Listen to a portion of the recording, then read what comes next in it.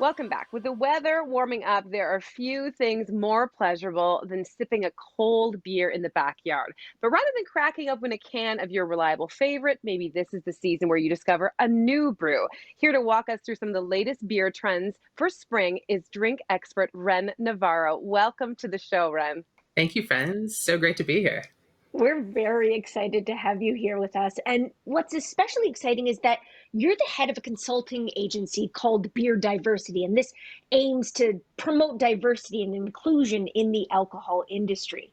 Can you tell us a little bit about why you launched it? I would say I fell into it. I was an accidental advocate, and so I'd worked in beer for several years, and people kept saying, "How does it feel to be a Black woman in beer?" And I, kind of had that like, I don't know, I didn't think about it moment.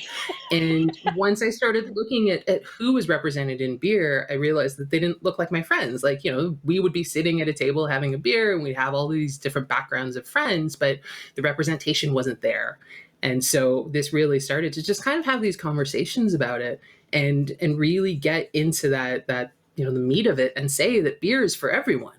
And it doesn't matter what you're drinking, there will be something that you enjoy. I love this so much. And this is like just, it's so refreshing and it's long overdue. So, you've curated today a selection of beer from small breweries. And there are some breweries that are co owned by women and people of color, which is wonderful. So, what do you think that these brewers offer that sometimes the bigger brewers just simply can't? Yeah, I think that with these, especially the ones that I've picked for today, there's a sense of community. There's also, we forget that these outsider groups and people who are underrepresented. So it's almost like the underdogs get to run the game for the day, and they're also accessing ingredients that we're not thinking about in regular beer, and so they're Mhm. bringing a different take on these things. So there are still quite a number of people out there who I hear who are not like fans of beers, which I have a hard time wrapping my head around because I do think there's something out there for everyone. And you say that this particular first beer could change people's opinion. It's the Twinkle Pony Tiramisu. I love the name. I love the design. Tell us about Oh, this. see? Yeah, so North Brewing, which is in Nova Scotia, and they do some really fun things. Twinkle Pony is one of their characters, kind of a running joke of different lines. But if you love tiramisu, it's tiramisu in a drink. Oh So my God, what a it lot of is. people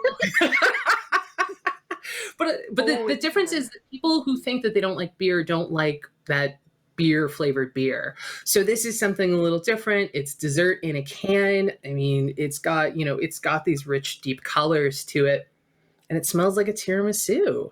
It's like coffee and there's like a kind of like vanilla. Like there's a whole but I wasn't expecting this. I was expecting not to like this. And I really do.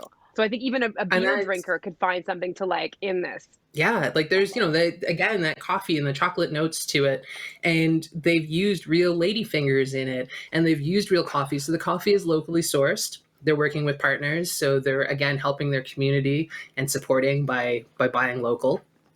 Yeah, this is not, you don't think beer when you drink this. Ren, last summer I got serious with some Radlers, and so I'm hoping you might have something that fits the bill for me this summer. Yeah, definitely. So I stuck with beer, and I stuck with solid Okay. beer. So Townsite, and it is from their Shoreline series. Townsite is in BC, and then this is their passion fruit Gose. So a Gose has more salty notes to it. So again, we're getting away from that sweetness, but we're also getting away from that traditional beer flavored beer that people think, oh, that's what I don't like. The smell on this is pure passion fruit. Oh, It is Is it absolutely, it's ever? a fruit bomb. Yeah. it's And the a great thing fruit about passion bomb. fruit, yeah, again, it's not too sweet, and it's got No. it's got these real, it's right, like it's just this lovely coats in a fruit way. You get a little bit of that salt kick in there. It's like Do you get a it's little not grapefruit in that? citrusy, but yeah, but there's Yeah. exactly. No, exactly. There's a little bit of a kind of citrus kick to it. The passion fruit, it's a kind of Oh, I dare say a voluptuous kind of like drinking experience. I know, Jess. Oh, I just yeah. used that word to go describe a on. Radler. I'm listening. Okay, moving on. And a popular style of beer is the Belgian style ale. So, Hmm. what do we I have in this love this. category here? And Why do you think it's an option, a great option for spring? Yeah. So this, again, kind of a cool spring evening. And this is from Red Tape, which is based in Toronto. This is a brew for you. And this is their take on a Belgian golden ale.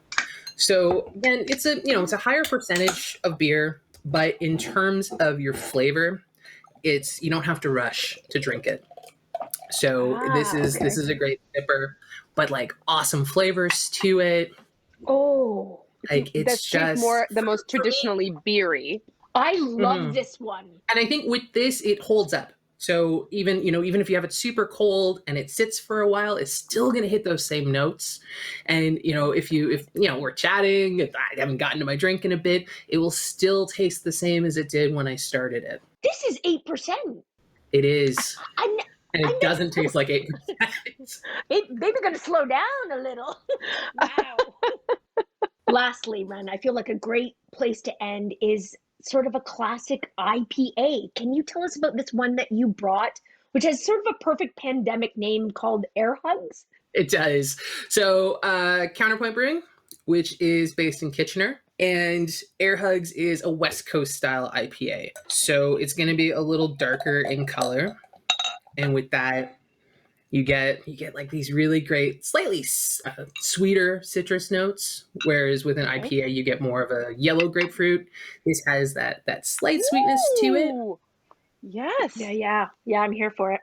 Yeah, and I think that what scares people about IPAs is that they always expect it to, people talk about it being hoppy, and hoppy isn't a flavor, it's the bitterness of it, and it's usually like a yellow grapefruit and that pith that kind of bites. With this, you get a little bit more of a pink grapefruit. So there's still that slight bitterness to it, but there's a sweetness that offsets it. Again, this is one of those ones, all of these beers, you don't rush through them. So these are beers that you're hanging out with your friends on Zoom or socially distanced and are enjoying, but you're not like, I have to finish this quickly to get the most out of it. So Ren, not only are all these beers you brought us delicious, but all the breweries actually give back to their communities in various ways. Would you tell us how they do so and why they choose to do it? Yeah. So North Brewing just started an annual scholarship. And so part of the scholarship is about giving back to the community. So those who apply are asked to show what they've been doing to make things a little better. And it is not beer centric. So those who are applying aren't coming from the beer world. And the recipient this year, she's doing sports and science and working with kids.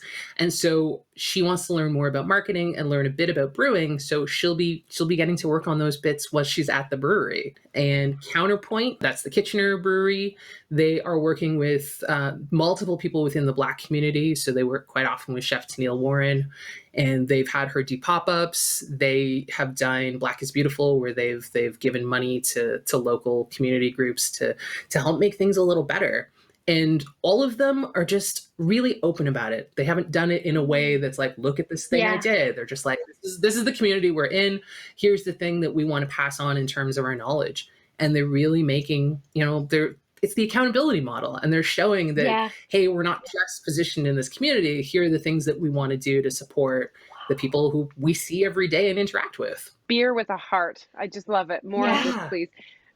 Ren, thank you so much for spending some time with us and introducing us to these incredible brews. Thank you. Thanks so much. For a recap on what we sipped on today, you're going to want to know where to find these. Be sure to check our social media channels, and we'll be right back. Don't go anywhere.